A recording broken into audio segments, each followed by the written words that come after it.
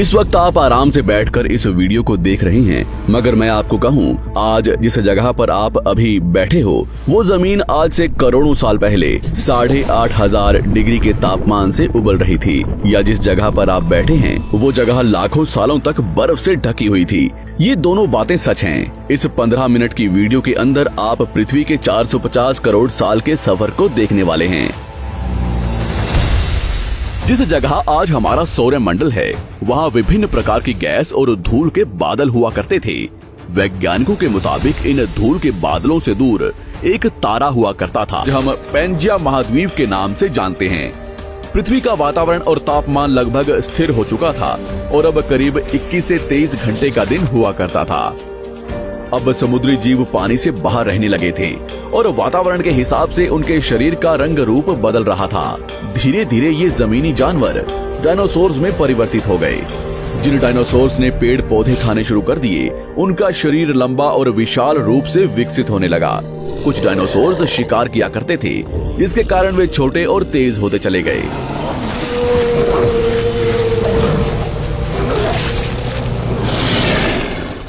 पृथ्वी की ऊपरी जमीन एक जगह इकट्ठी होने के कारण ज्यादातर जमीन रेगिस्तान और बंजर हो चुकी थी। ज्यादातर जंगल समुद्र के करीब हुआ करते थे, जिसमें डायनासोर्स रहा करते थे। आज से लगभग 20 करोड़ साल पहले पैंजिया महाद्वीप टूटना शुरू हो गया। पैंजिया के विभाजित होने की वजह से पृथ्वी की ज्यादातर ऊपरी जमीन पानी के संपर्क में आने लगी, जिसके फलस्वरूप पृथ्वी पर हरियाली बढ़ती गई, जिस वजह से डायनासोर्स और ज्यादा विभिन्न और विशाल होते चले गए। डायनासोर्स ने आने वाले लगभग 20 से 30 करोड़ सालों तक पृथ्वी पर राज किया। उस वक्त डायनासोर्स समुद्र से लेकर जमीन और आसमान तक पूरी पृथ्वी पर राज किया करते थे। इस दौरान अफ्रीका से टूटा भारत सीधे आकर आज के तिब्बत से टकराया और इस टकराव की वजह से हिमालय का निर्माण हुआ। आज से लगभग 6.5 करोड़ साल पहले पृथ्वी की तरफ आज के माउंट एवरेस्ट से भी बड़ा लगभग 4.5 लाख करोड़ किलो जितना वजनिया उल्कापिंड लगभग 80,000 किलोमीटर प्रति घंटे की स्पीड से पृथ्वी की तरफ आ रहा था। पृथ्वी की सतह को छूते ही उसमें भयंकर आग लगी और वो जलते हुए सीधा पृथ्वी से टकराया। इस टकराव से निकलने वाली ऊर्जा आज के 10 करोड़ परमाणु बम एक साथ फटने के बराबर थी। जहां ये उल्कापिंड गिरा, वहां के जानवर और पेड़ तुरंत भाप बनकर जल गए। गिरते ही पृथ्वी पर पूरी तरह धूल फैलने लगी। समुद्र में भयंकर बाढ़ आने लगी। भूकंप और आग ने पृथ्वी को जलाना शुरू कर दिया। कुछ ही घंटों में पूरी पृथ्वी के वातावरण में हानिकारक गैस और धूल की वजह से पृथ्वी नर्क हो चुकी थी। डायनासोर्स घुटन, आग और भूखमरी से पूरी तरह विलुप्त हो गए। इस वक्त हमारे पूर्वज जमीन के अंदर रहा करते थे, जिसके कारण वो इस विशाल प्रलय से बच गए। पृथ्वी का वातावरण पूरी तरह से काला और अंधेरा हो चुका था, जिससे धूप भी जमीन तक नहीं पहुंच पा रही थी। पृथ्वी के पेड़ और ज्यादातर जानवर विलुप्त हो गए। वातावरण में धूल और हानिकारक गैस के कारण पृथ्वी पर फिर से एसिड की वर्षा शुरू हो गई और फिर पृथ्वी ठंडी होकर बर्फ से ढक गई।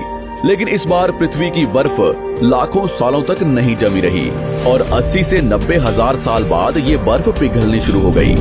जैसे ही धरती पर वातावरण फिर से पहले जैसा होने लगा, वैसे ही ये छोटे जीव जमीन से बाहर आना शुरू हो गए। उस वक्त पृथ्वी की बर्फ पिघलनी शुरू ही हुई थी, जिसके कारण अफ्रीका में घने ठंडे जंगल हुआ करते थे और इसी बीच ये जमीनी जीव बंदरों में परिवर्तित हुए। मगर जैसे जैसे पृथ्वी गर्म होने लगी, वैसे वैसे अफ्रीका के ये जंगल सूखने लगे। जंगल की चीजें खाने वाले बंदरों को खाने की कमी होने लगी। खाने की तलाश में इन बंदरों ने अपने पैरों पर चलना शुरू कर दिया, जिससे उन्हें दूसरे जानवरों के शिकार करने में मदद मिलती थी।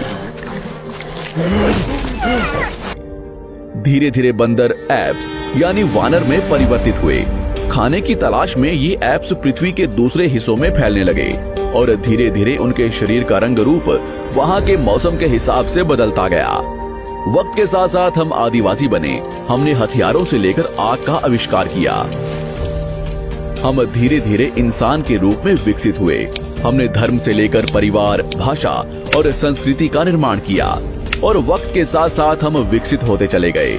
और आज हम इस पृथ्वी की सबसे विकसित प्रजाति बन चुके हैं। पृथ्वी को आज के जैसे बनने में लगभग 450 करोड़ साल का वक्त लगा है और हमें एक छोटे जमीन में रहने वाले जानवर से इंसान बनने में कई लाखों सालों का। मगर हमने इन 100 सालों में जितना पृथ्वी को गंदा और तबाह किया है, उतना आज तक किसी भी प्रजाति ने नहीं किया होगा। हम फिर से धरती को गर्म कर रहे हैं और कार्बन डाइऑक्साइड की मात्रा बढ़ा रहे हैं। वैज्ञानिकों का मानना है कि पृथ्वी पर फिर से विशाल परिवर्तन होने वाला है। भविष्य में पृथ्वी कैसी होगी